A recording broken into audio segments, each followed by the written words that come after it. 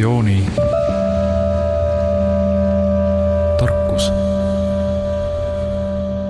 Tere kallid kuulajad, me oleme järjekordselt saates Traditsiooni tarkus ja täna on saate külaliseks Tallinna Issanda muutmise kirikus on siis Apostliku Õigeusu Kirik Eestis peapreester Emmanuel Kirss. Ja meie teemaks on loomulikult kristlus, aga täpsemalt me räägiksime siis täna rohkem Idakirikust. Emmanuel Kirss, kui kaua teie selle kirikuga olete olnud seotud? Õigeusu kiriku preestrina olen ma olnud juba 54 aastat. Aga Tallinnas olen ma nüüd 20 aastat olnud sellest ajast. Miks te just Idakiriku valisite? Mul ei olnudki siin nii väga valida, sest et mina olin sündinud õigeusu perekonnas ja juba lapsed saadik ristiti mind seal ja sellepärast siis mul ei olnudki midagi muud valida. See on umbes sama, kui ma olen eestlane praegu. Küsin, et miks ma siin olen. Meie pere ei olnud küll mitte nüüd mingisugused maruusklikud, aga kirikus käidi ja seda ma tean, et ikka oli niisugune olukord, et ikkagi usulised asjad olid meil ikka, sellest sai ka räägitud ja niisugust aega ei ole kunagi olnud, et ma ei oleks uskunud Jumala olemasolu. Muidugi, eks need usuasjad olid ka nagu kõik areneb ja eks olen sellega ka palju muutunud, aga ikkagi põhimõtteliselt on see, et ei ole ma seda kunagi niisugust vajadust tundnud või niisugust tundmist tekkinud, et midagi oleks olnud kahtlus. Kahtlen ma ei ole kunagi. Kui vana te siis olite, kui te preestriks saite? 25 aastane. Ma tulin sõjast ära ja ma olen sõja ka läbi teinud, ikka päris 4 aastat oli. Ja siis olid siin igasugused asjad, olukorrad ja ega ma siis nüüd päris nii ei põgenenud ka selle olukorra eest, aga mul oli ikka teatud kutsumus ka. Ja see kutsumus sai siis mul teoks ja tõeks. Ma leidsin, et paremat võimalust ei ole, et ma hakkan selle töö peal tööle ja ega nõukogude korraga siis see asi ei olnud ka kaugeltki mitte nii väga roosiline, aga ma siiski ei saa ka väga nuriseda, ikkagi inimestega sai suheldud ja läbi aetud.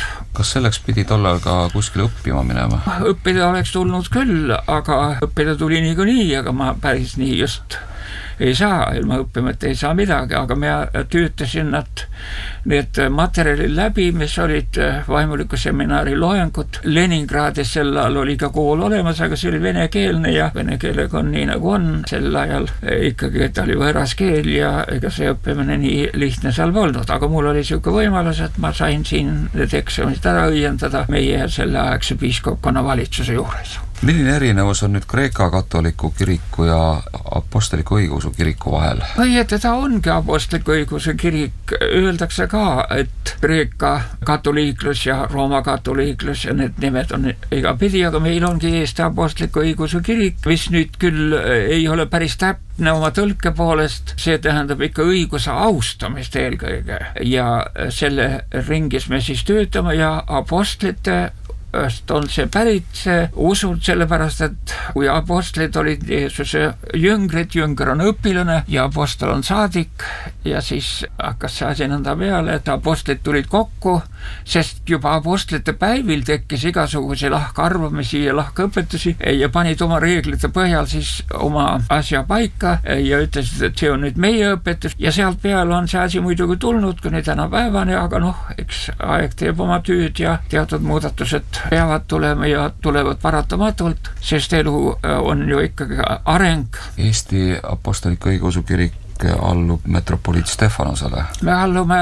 Konstantinoopoli patriarhile ja see oli meil Eesti ajal ka, sest Venemaal oli sel ajal usuline asi natuke segane, seal hävitati kirikuid ja vaimulikke, Stalini ajal, nagu me teame, ja üldse selle revolutsiooni järgi ja siis ei saanud muidugi enam seda asja selliselt korraldada, tuli minna Konstantinoopoli alla ja see täielik üleminek toimus 1923 aastal, siis metropoliit Aleksander ajas seda asja ja saime Konstantinoopoli alla, aga kui Nõukogude kord tuli, siis nagu meie riiki okupeeriti, nii see kirik läks ka paratamatult seda teed pidi ja kirik ka okupeeriti ja siis veel meil midagi ütelda, aga me tahtsime järjepidevuse alusel asja edasi viia juba sellepärast, et siit läks 23 preestrit läkid välismaale ja need lõid seal iga üks oma koha peal omad kogudused, kus nad said siis olla. Põhiline asukoht jäi küll Rootsi, Stockholmi, aga eks neid kogudusi oli igal pool nagu Torontos ja siis selle järjepidevuse alusel me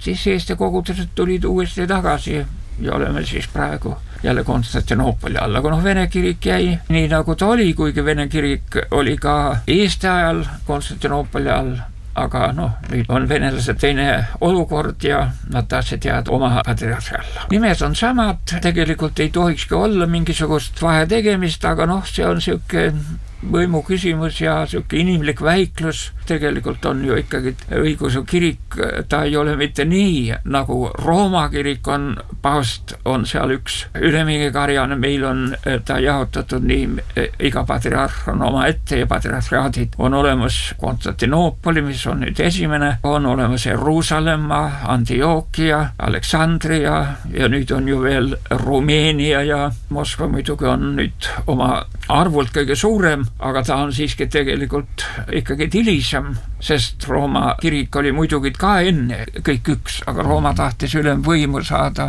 oma kätte ja siis muidugi see asi läks nõnda, et tuligi usukirikute lõhenemine 1054. aastal. Mis suhted on Konstantinoopoli ja Moskva vahel täna? Suhted ei ole mitte just kõige paremad, aga eks nad peavad ikka ükskord muutuma paremaks, sellepärast et siin on rohkem varaduslikud küsimused, siin on võimu küsimus ja siin on ju põhiliselt ikka elavad venelased ja sellesse on tingitud, aga see on ikka niisugune ajutine nähe, kui me tahame ikka kirikuelu edasi viia ja usuelu arendada, siis pika peale see asi kõik muutub, aga ta võtab aega nagu kõik asjad aega võtavad, sest on olemas ikkagi üks kõrgem võim, mis korraldab neid asju, öeldakse, et ükski puu taevani ei kasva ja on kosmiline kord ja see korraldab need asjad nii nagu olema peab, me võime ju nimetada seda eluseadusteks, võime nimetada, kuidas me tahame, aga see on ikka see, et õigus jääb ikka võitaks. On selline lootuse teoloogia, nagu nüüd on väga levinud Moltmanni lootuse teoloogia, mis ka mulle väga meeldib. Ka võime seda nimetada sellise. Omal ajal, kui kiriku lõhe toimus, siis mäletamise ettekäändeks oli see õpetuslik küsimus, et kellest lähtub püha vaim, kas ainult isast või isast ja pojast, aga küllap need põhjused olid laiemadki. Mis erinevused veel on Ida- ja Lääne kiriku vahel olulised teie jaoks? Meie kirik õpetab, et püha vaim väljub isast, aga Rooma katoliga kirik, et isast ja pojast mõlemist ja seda õpetab Luteri kirik ka. Vaidlust pole mõtet siin tekitada ja see on nii, kuidas keegi asjast aru saab, aga üldjoontes jah, see on niisugune erinevus ja muidugi see Rooma paavst on siis eksimatu, ta võib eksimatu olla muidugi Rooma kiriku suhtes kindlasti selle kanoonika järgi, aga jumala ees, me oleme ikka patused inimesed kõik, patut inimesi ei ole, meil ristiusu olukorras ainult üks teadaolev patut oli Jeesus Kristus ja sellel baseerub meie usuõpetus ja kõik see on olemas, siin on ka omad lahknevused ja asjad, aga see ei ole juba Kristusest tingitud. Kristlus ongi tulnudki sõnast Kristus. Kristluse õpetuse sisu on armastus ja vendlus. Aga nii nagu Kristus ütles kord kunagi, et ärge laske kedagi oma isaks hüüda, üks on teie isa ja see on Jumal, aga teie olete kõik omavahel õed ja vennad. Aga kui me vaatame seda praegust olukorda maailmas ja üldse seda olukorda 2000 aasta jooksul, mis on olnud patune inimene, tõlgendas Kristuse õpetust valesti ja selle tagajärjel tekkisid niisugused lahkarvamused ja isegi ristisõjad, nagu me teame, ja need ei ole Kristuse õpetuse kohased, vaid Kristuse õpetus on armastus. Üks erinevus on vist ka see, et idakiirik räägib rohkem Jumala inimesest. Ma tean, et läänes on olnud selle pühakute traditsioon ja pühakute kultus. Kas ka idas? Pühakute kultus on jah, eks teatud määral nüüd on, aga siin meil on olemas pühakuid enne ei tehta kui peale surma. Mulle tundub praegu, et Lääne kirikus seal tehakse ka mingisuguseid elavaid inimesi, aga võib-olla ma eksin, aga meie kirikus oli see jah, pühakute osa. Ikkagi peale surma, kui inimesed tõesti leiti olevat keegi niisugune, kes seda vääris. Muidugi kõik need, kes pühakuks said, need ei läinud selle peale välja, et nad tahtsid selleks saada, vaid see tuli pärast vastavalt ilma nende oma teadmatagi, et nad olid ausat usuvõitlust võidelt ja nõnda ta peab tegelikult ka olema, aga inimese eluaja jooksul on seda väga raske teha, sest inimene võib teatud momentidel olla õige, aga võib ju pärast jälle vigu teha, nagu öeldakse, et enne õhtut ei saa kiita seda päeva möödumist. Kuidas teie mõtestate enda jaoks sellist idakiriklikku pühitsusteed selle Jumala inimese suunas? Kristus ütles, et Jumal on vaim ja sellepärast me peame sellest hakkama aru saama, et Jumala vaim peab meie sees ikkagi elama hakkama. See ei tähenda seda, et me saaksime nüüd Jumalaks, see oleks kõige rumalam loogika või. Aga see tähendab seda, et meie sees on ju praegu patune inimene, mis siis patt on? Patt on Jumala tahtevastane elu, vaen Jumala vastu ja inimene tuli sealt ise ära paradiisis, mitte Jumal ei ajanud välja, nagu seal pühas kirjas on kirjutatud, vaid inimene tuli ise ära sealt selle läbi, et ta jättis Jumala seadused maha ja tuli siis siia ja nüüd oleme siis siin, kus me oleme praegu ja Kristus tuli siis meile selleks, sest ilma Kristuseta me poleks üldse sellest supist nii ütelda välja pääsnudki. Tema tuli nüüd näitas ja ütles, mina olen tee, tõde ja elu. Kõigepealt tee on tema õpetus ja selle õpetuse täitmine on tee peal käimine, sest me teame, et teid on palju olemas, aga tee tehakse ikkagi selleks, et seda mööda saab käia ja seda mööda oma elu elada oleks siis tee käimine, mis viib meid tõeni. Ja kui me oleme tõeni jõudnud, siis me hakkame elama. See on surnust üles tõusmine meie eneste sees.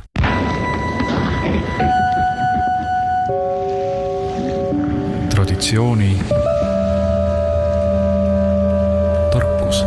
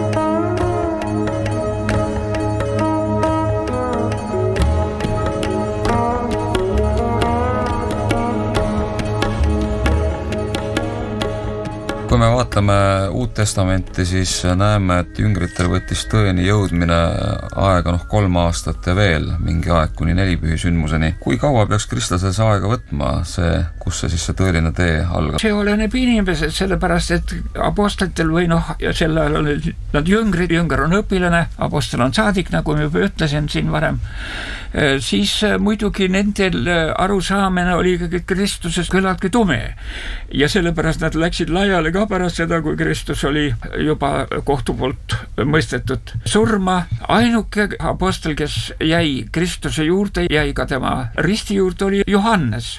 Tema kohta öeldaksegi, et Johannes oli ainuke ja on ka evangeeliumis kirjutatud, et Johannes oli see, keda Kristus armastas. Muidugi ei tähenda see seda, et ta nüüd teisi jüngrid ei oleks armastanud, aga asi seisis lihtsalt selles, et tema sai kõige paremini Kristuse õpetusest aru, nii on see öeldud. Ja see, mis muidugi oli, püha vaim tuli nende peale, sest nad olid esite laiali pillatud, aga pärast, kui nad siis ikkagi Kristusega kohtusid veel, nii nagu see evangeeliumis on kirjutatud, Kristus neile ilmus peale surma ja näitas sellega seda, et elu on igavene, surma ei ole, keha suri küll, aga vaim elab edasi ja vaimul on olemas ka vastavad, võib võtta omale samasuguse kuju ja on, sest ega vaimuriigid ei ole ka mingisugused udukogud, nad on ju õieti, kui tuleb ütelda, vaimuriik on põhjustama ilm. Ja põhjustama ilmana see, mis meie siin oleme, see on tagajärgede maailm. Füüsiline maailm on tagajärgede maailm ja tagajärjed inimene ei leiuta midagi. Columbus leiutas Ameerika või avastas Ameerika sellepärast, et Ameerika oli olemas. Kui teda ei oleks olnud, siis ei oleks ka Columbus teda avastada saanud. Me võime ütelda nüüd piltlikult, püha vaim on püha vaim, aga püha vaim ei saa ka korragi inimesele anda kõike seda, mis ta tõeliselt on. Aga selles kogu häda ongi, et meie usuõpetuse olukord on kanoniseeritud mõnevõrra ja dogmateeritud, on paika pandud need asjad, mis tuleksid siiski natukene edasi viia. Võtame kas või surnust üles tõusmine, praegusel ajal peaksid inimesed natukene rohkem mõistma, meil ei ole seda füüsilist keha tõesti mitte vaja, kui me juba siit ära läksime, me läksime ju siit minema oma surma läbi ja kui me arvestame seda, et meie maa peal räägitakse, et on inimene juba elanud 3 või 4 või isegi 5 miljonit aastat, kui need inimesed kõik tõuseksid üles, kes siin on elanud ja olnud ja siis need ei mahuks ju kuskil, sellel ei ole mingit mõtet ja vajadust, sest meie elame nii. Me lähme siit peale surma, tähendab inimkeeles lahkub meie vaim meie kehast ja see vaim elab edasi vaimumaailmas, sest vaimumaailma ruum on lõputu ja otsatu. Nõnda surma, kui niisugust asja pole üldse olemaski. Selles kogu lugu on. Päike ei tõuse sealt, kus ta loojus. Ja meie oma sees peab ka toimuma uus arusaamine, mis on see pöörre meie oma sees Jumala leidmine iseendas. Me ei saa küll Jumalaks, aga Jumal on vaim ja tema vaim peab meis elama niisama, nagu meis praegu elab pattu langenud inimestes. Kadedus, ihnus, ahnus, hirm, see Jumala vaenulik elu ja vaim on meie sees, aga nüüd me peame ennast puhastama niivõrd, kui puhtaks annab ennast teha. Sest solgivee ämbre ei ole mõtet puhast vett valada, allikavett, ta muutub seal ka solgiks, sellepärast on vaja ämber ikka puhtaks teha solgist ja puhtaks küürida nii palju kui võimalik on, siis saame seda puhta ämbrina kasutada. Ämbril on see muidugi lihtne, viskame ämbri minema, ostame uue ämbri, aga inimest me ei saa visata, inimene jääb selleks, kes ta on oma olemasolu poolest, aga inimene peab ennast puhastama nii palju kui võimalik on, see ei sünni üleöö, see võtab väga palju aega, aga selleks on ju igavikud, mida mööda inimene käib. Ja kõrged vaimuvirsed valgused ütlevadki seda, et kui meie tegude põhjuse ja tagajärgede vahe on 1000 või 10 000 aastat, siis ta tuleb ikkagi meile kätte vastavalt, milline meie põhjus oli, mis me kunagi korda saatsime. Kui põhjus oli halb, siis on tagajärjed halvad, oli põhjus hea, siis on tagajärjed ka head.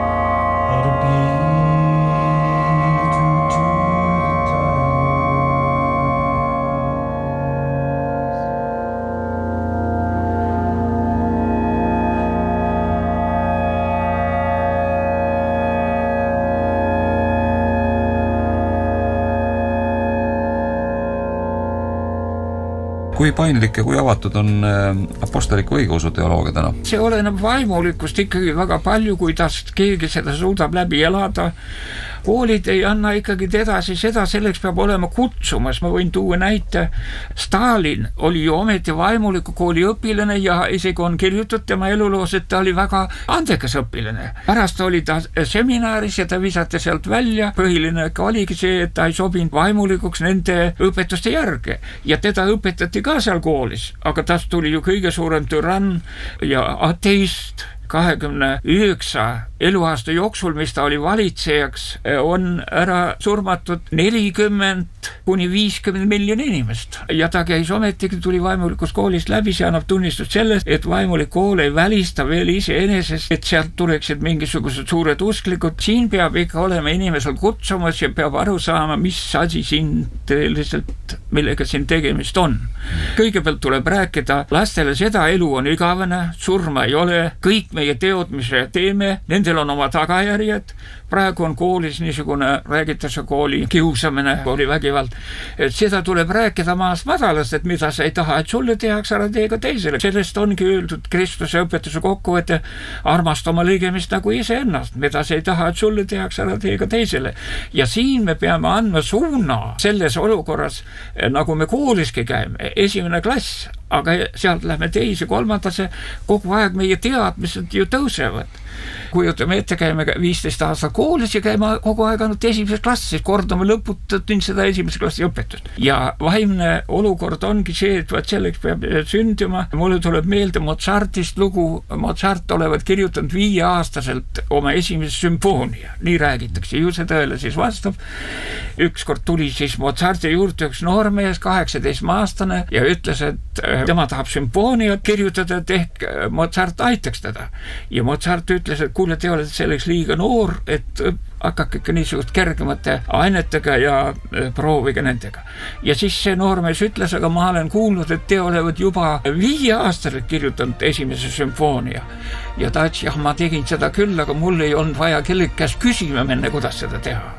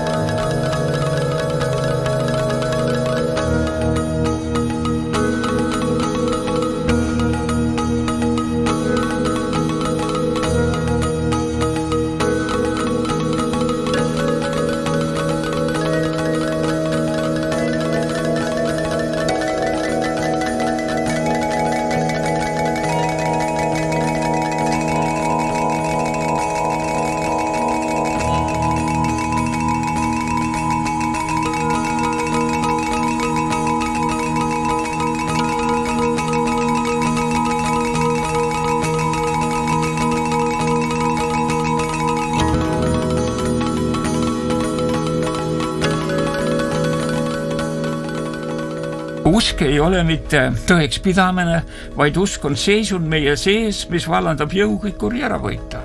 Need, mis praegu siin on, need on usulised tõeks pidamised. Ja usuline tõeks pidamine on, iga ühel on ta oma moodi. No kui me vaatame inimeste elu, see maine elu on ju niivõrd lühike. Kui me ka 100 aastat elaksime vanaks, siis oleks see ikkagi üks silmapilgutus. Kristus ütles, et minu isa riikis on 1000 aastat kui üks päev. Aga siin surevad ju inimesed ära juba lastest. Me ei räägi, jätame lapsed sinna paika. Aga siin noored inimesed, 20, 30, 40 aastased inimesed surevad ära. Nad pole veel selle aja sees jõudnud ka aru saamisele, mis see patt või mis see elu ja kõik on. Jumal on õiglane, Jumal on olemuselt armastus, Jumal ei mõista kedagi hukka ja sellepärast me peame teadma, vaid siin kosmiline kord tegutseb. Kosmiline kord tegutseb, nagu ma juba ütlesin. Kui me teod on halvad, tagajärjed on ka halvad, aga kui me ikka püüdleme parema poole, püüame oma kaasa inimestega suhelda vennalikult, sõbralikult, nagu Kristus ütles, te olete kõik õed ja vennad omavahel. Kui me seda oleme, miks pärast me peame siin kaklema või kohut käima? Tapmine on iseenesest kuritegu ja ka iseenese tapmine on suur kuritegu. See ei ole mitte nõnda, nagu mõni ütleb tänapäeval, et oli kõva mees, tegi oma lõpu peale.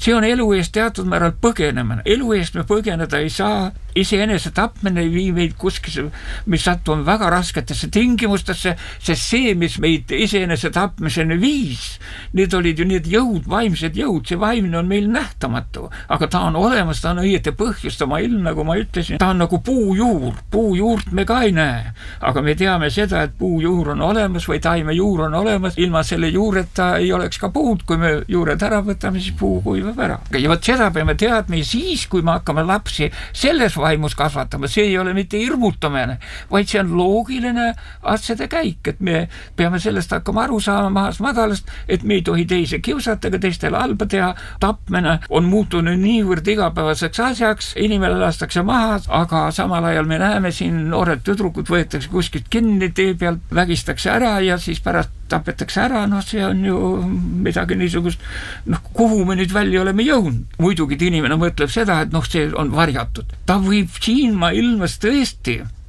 seda asja varjata, et see välja ei tule, aga meie sees on ju olemas, siin salvestakse meie vaimu kõik see, nagu lindistame siin praegu oma töid või asju, see salvestakse meie sisse ja meie siit elust lahkudes ei määra mitte meie tõeks pidamised, seda, kus me lähme, vaid meie sisemine seisund määrab selle, kus me lähme. Ja seal on näha, sa tapsid inimese ära, sa vägistasid ära, sa keedsid ta, nagu nüüd siin isegi loeme ühest lehest, et keedeti isegi need inimesed sigadele, söödeti nendega.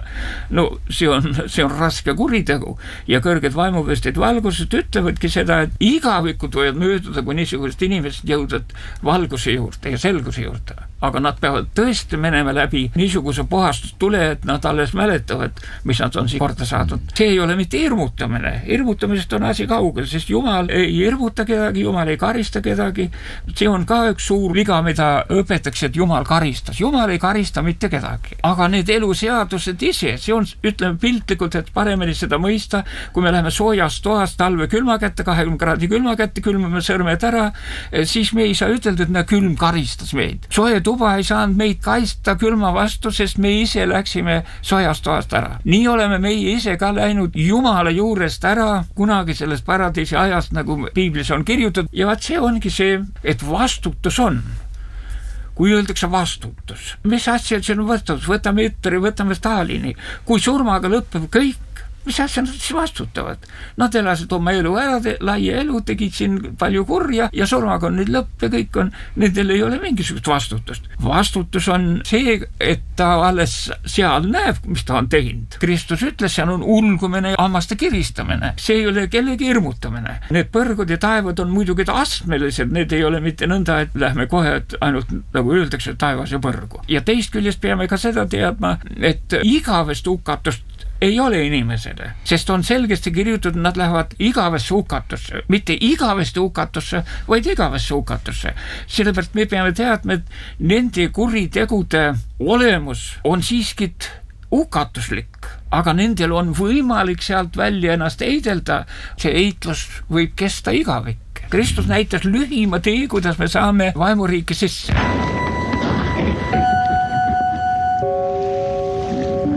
Traditsiooni tarkus. Kas ka teil on õpilasi? Kas mul nüüd õpilasi on ja kui palju nüüd on, seda ma öelda ei tea, aga on inimesi, kes mu jutust on aru saanud ja annan ka oma pühapäevakooli ja seal käivad ka inimesed ja võtavad osa. Kõik on omal astmel, omal teel, nagu Ernst Hennu kirjutab oma laulus ja sellepärast me peame teadma ka, et jah, kõik on omal teel. Õpetajast oleneb tõesti palju, kui õpetaja ise ikka ei jaga asjaga, ta muidugi, mis ta jagab, seda ta jagab ja seda ta annab edasi ka. Me teeme ikkagi hingepalvet, katoliiklus teeb ka hingepalvet. Hingepalvel on eriline tähendus ja eriline osa. Selle koha pealt õpetajast oleneb palju ja kõigepealt, mida me suudame ise endast välja anda, sest Kristus ütles ka, et ärge otsige väljast, vaid teadke, et Jumala riik on seestpidiselt teie sees. Välised olukorrad kujunevad niisuguseks, nagu inimesed on. Muidugi siin on seda prahti palju, kui me sellest tapmisest räägime ja sõjad, mis on, ega sõda on ju ka niisugune asi, ega sõda on ju ka tapmine. Ja sõda pole Jumalast üldse sellisel kujul toodudki, see on ikkagi Jumala vastane eluseaduses juba 10. käsk ütleb, sa ei tohi tappa. Siis hakkab see käsk seal keerutama, et jah, ikka sõja ajal tohib tappa. Ütleme siis puhtalt, kui me kaitsesõda peame, kui keegi tuleb meid ründama otseselt. Ka sellel on omad konksud sees. Me peame kõigepealt ka oma süü ära tundma, nagu praegugi on terrorism. Terrorism on muidugi väga kuri asi ja halb asi ja sinna, kui me sattume süütult mingisuguse pantvangide osas, ega see pole õige lahendus. Aga see asi on ka nii kaugele viidud ja vastaspool peab oma süü ka ikka ära tundma. Kui me oma süüd ära ei tunne, siis me võitlus läheb viltu. Öeldakse usk, lootus ja armastus. Võtame armastus on nüüd kõige enam-vähem mõistame, armastus ei ole inimeste poolt välja mõeldud. Ta on olemas, ja ta on üks tundeseis, aga me näeme ka siin seda armastust ka vähe, kõik tulises armastuses lähevad kokku kunagi, aga siis lähevad nad vaidlema ja tülitsema ja lahku ja tulevad lahutusprotsessid ja laste pärast käiakse kohut ja kellele midagi kuulub ja on ja see on selle maailma olemus, sest see on võimu küsimus praegu. See ei ole vaimumaailm, vaid on võimumaailm. Aga Kristus ütles, minu kuningriik ei ole sellest maailmast. Palun väga. Ja kui ta ütleb, et ärge otsega väljast, vaid teadke, et Jumalriik on seespildt teie sees, siis peamegi oma sees jõudma sellesse kuningriiki, kus Kristus on kuning. Ja see on ühtlasi ka surnust üles tõusmine. Meie vaimne organism on ju meie sees ka praegu, see ongi see, mis meid elavaks teeb. Ja need, kes ei asja tunnevad, ütlevad kohe pärast seda, kui inimese vaim tema kehast lahkub, siis ta näeb kohe, et tema keha on siin, see on nüüd maha jäänud ja mida rutemini keha roiskuma hakkab, seda rutemini ta selle juurest põgeneb. See on nagu üks vana ülikond riided, mis on omadega läbi, sellega ei ole enam midagi teha ja me viskame need prügikorvi, need riided ja võtame uue ülikonna.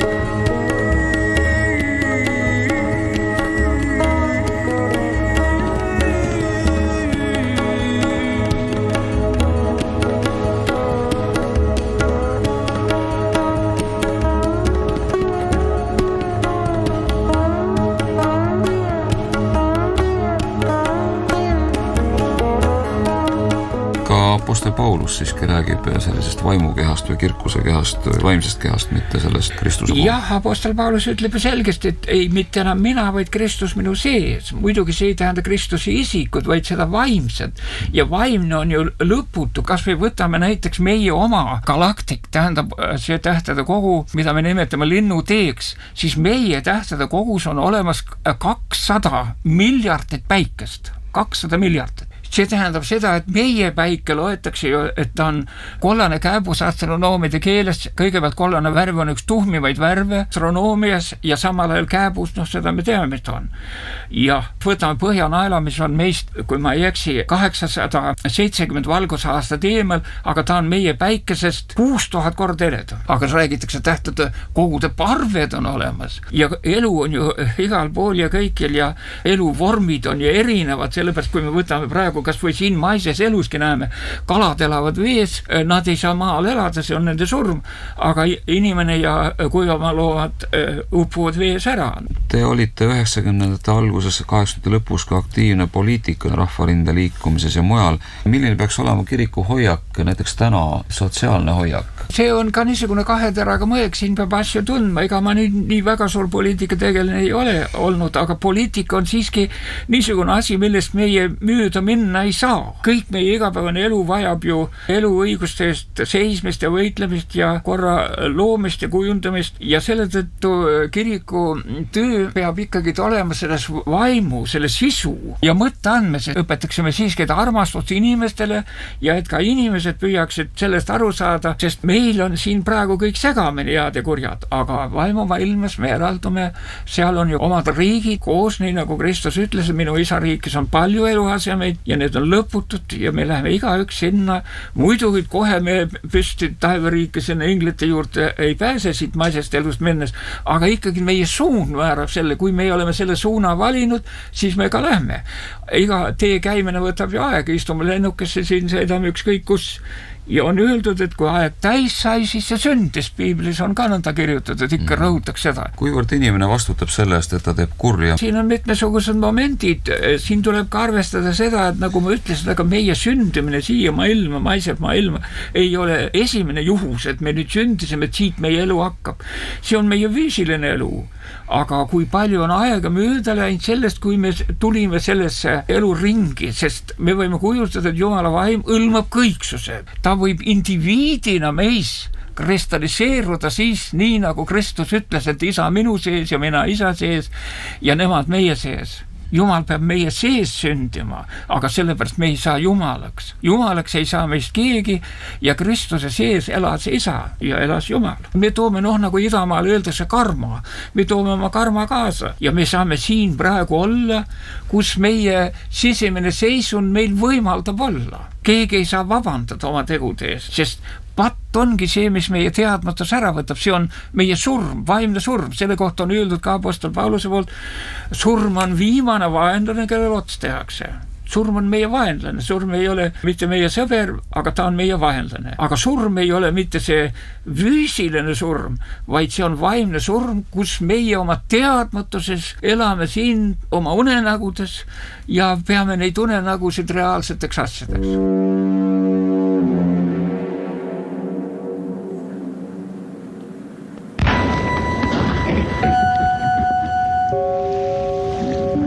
Traditsiooni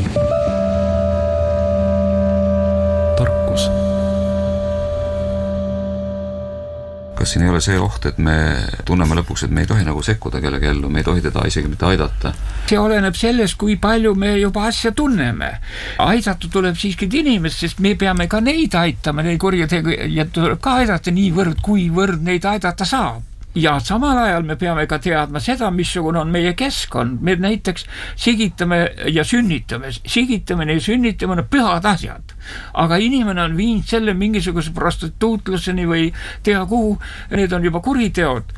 Nendel momentidel peaksime ikkagi seda tajuma iseendas pühitsetud tunnet, mitte niisugust asja, et me teeme seda oma lõbu pärast ja selle tõttu me näeme, et siia maailma sünnibki seda kõntsa niivõrd palju. Me tõmbame neid inimvaime siia ligi, kes me ise oleme. nii nagu haigemaja on haigemaja. Haigemajas on ka terved inimesi, kes haigeid põetavad. Vangimaja on vangimaja, aga seal on ka neid vabasid inimesi, kes peavad vangide eest hoolitsema. Hullumaja on hullumaja, aga seal on ka neid inimesi, kes peavad nende elu korraldama ja siin maises maailmas on täpselt seesama, kuigi see maailm on oma olemuselt võimumaailm. Meie planeet on küllaltki madalate vaimude kogumik. Lõputud on need maailmad ja lõputud on kõik need olemised ja selle tõttu teatud inimesed peavad siia ikkagi tulema, ka Jeesus Kristus tuli siia, kuigi ta ütles, kes võimu vastu pattu tunnistada. Ta on ainukene meil teadaolev patutu inimene, sest tema ei kaotanud iialgi selgust ära sellest, mis tõeline olemasolu on. Ja läbi aegade tulevad nii, nagu ta ütles, mida te olete teinud ühel oma vähematest vendadest, olete teinud teie mulle.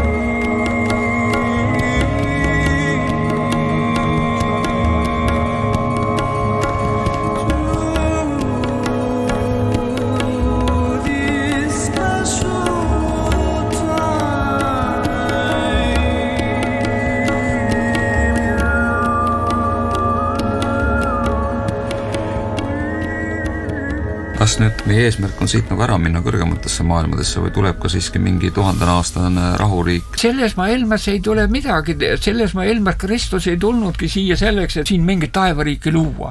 Aga tema näitas tee, kuidas siit välja pääseda. Tulge mu juurde kõik, kes te vaevatud ja koormatud olevate, et siit välja vii meid. Siia mingisugust 1000 aastat rahuriiki selliselt ei tule ja Kristuse taas tulemist siia ka ei toimi, aga kristlik vaim inimeste sees niivõrd, kui see kellegi saab siin toimida, niivõrd see avaldab oma mõju. Paremad ajad tulevad küll ja võivad tulla, aga siiski see ei ole ikkagi Jumala riik, see on ikkagi midagi niisugust, et on natuke parem elada.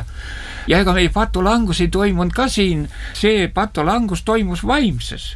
Ja kui me olime vaimses patulanguse läbi teinud, siis me tulime siia juba tagajärgeda ilma sellesse patumülka, kus me siis praegu oleme, ja igaüks läks muidugi oma koha peale, sest lõpuks need maailmad, füüsilised maailmad, sest loom pettis meid, see on tegelikult loomariik.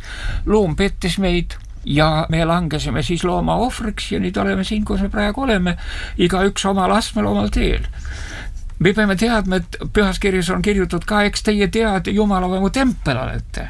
Aga see oli siis, me sealt, kui me tulime, siis me olime seal, nagu on öeldud, et elu paradiisis enne patulangust. Aga me teame ka seda, et Kristus sündis loomalaudas. Tähendab, templit enam ei olnud. See ei olnud juhus, et Kristus loomalaudas sündis, vaid see näitab, et inimese hing on ka üks loomalaut. Siin on kadedust, ihnust, ahnust, see loomalik on meie sees, mille me peame ära võitma. Ja selle tõttu oli ka see, mis oli loomade ohverdamine omal ajal, see on puht vaimne protsess meie sees. Me peame looma eneses ära võitma, et meisse saaks meie lunastaja sündida, meie inimene, kes on ühtlasi ka lunastaja. Kristus oligi selleks, kui siin oli ennest juttu, selle Kristus ilmus meile Jumalana, kes näitas seda oma elulaadiga, kes Jumal oma olemasolu poolest on. Ta näitas seda selleks ja ta oli sellega Jumala poeg, aga samal ajal ta näitas ka seda, kes on inimene, see inimene, kes oli Jumalast loodud või Jumalast sünnitatud. Nõnda, ta esindas siin, ta oli sillaks Jumala ja inimeste vahel, ta esitas nii hästi inimest, tõelist inimest, kui ka tõelist Jumalat, kui ta ütles, et kes on isa näinud, see on mind näinud. Või kes on mind näinud, see on isa näinud. Sellepärast, et siin ongi see asi, et Jumal kui vaim ei kehastu iialgi siia kunagi. Ta peab ikkagi kasutama inimest. Ja meie ristimärki tuleb 3 sõrme panema kokku. See tähendab 3 ainust. ja 2 sõrme siin. Kristus oli siis inimene ja oli ühtlasi ka Jumal. See on nii ja lööme risti ette.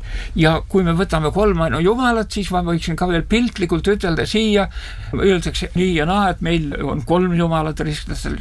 Siin ei ole 3 Jumalaga tegemist. Võtame, ütleme päike on üks, aga päike eraldab enesest valgust ja soojust.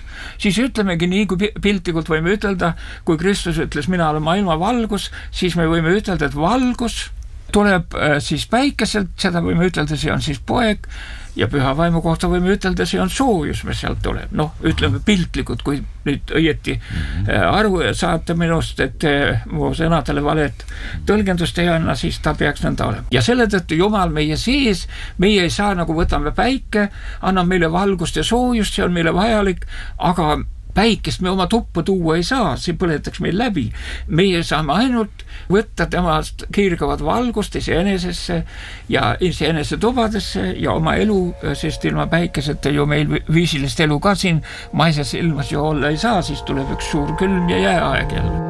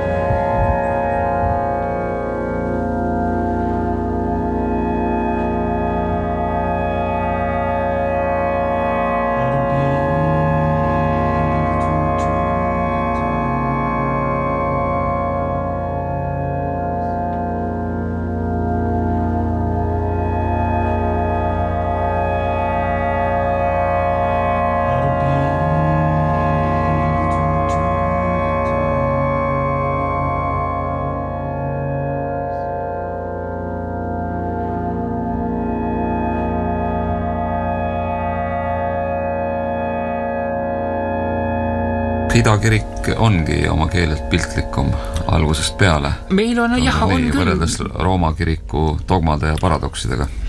No Rooma kirik, ma ei ole ka päris Rooma kirikut ka päris nii väga tuttav, aga noh, enam-vähem ma tean, aga põhilisi asju on seal ka veel olemas, mis tähendab, me tunnistame igavest elu, me teeme oma lahkunute, surnute eest hingepalveid ja nendel hingepalvetel on mõju, sest nendes me võime neid hingepalveid pidada sama, kui üks pime ruum on, siis meie palve on üks küünlavalgus, mis näitab nendele seda teed siis nii palju, kui me seda näidata saame. Nõnda, et vaat see ongi jah, põhiline asi.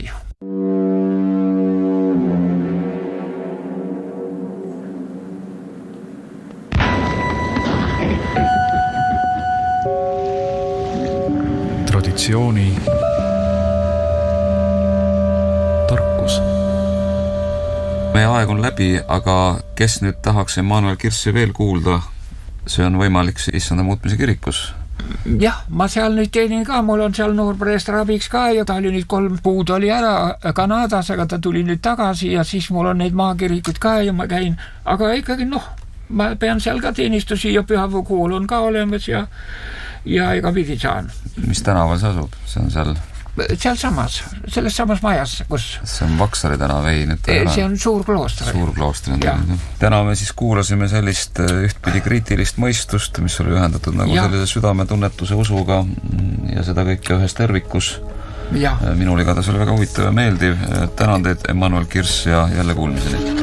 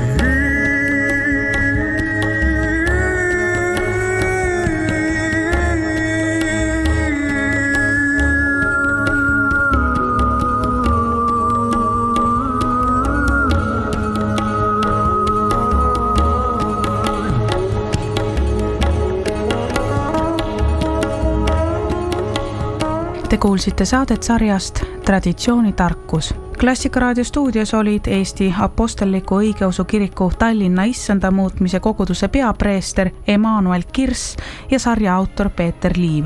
Kõlas Wolfgang Amadeus Mozarti ja David Haike'i muusika ja saate mängis kokku Margeli Rookäär.